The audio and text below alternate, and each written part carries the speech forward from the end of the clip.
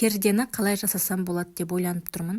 Екі жағы қабатталып 1-1 метрден жасалған. Екі материалдың да сапасы өте жақсы. Тағы бір пердеге тапсырыс бергенше осыны ұзартып алайын деп ойлап тұрмын. Сыртқы материалы сәл жарық жібергенмен, ішкі материалының қалыңдығы сондай, мүлде жарық жібермейді екен. 5 метр лентамды сатып алып, пердені шешіп алып, үйдің жанындағы Гүлжан сауда орталығына келдім. Келіскен тігіншінің қолы босамай жатқандықтан, қасында тұрып сөгітуге өзім көмектестім және де бүктелген жерін үтіктеп алдым. Барлығы дайын болғанша 1-2 сағат дүкен аралап, кешке өзіммен бірге алып кеттім. Үйге келіп кереуетке жайып қойдым.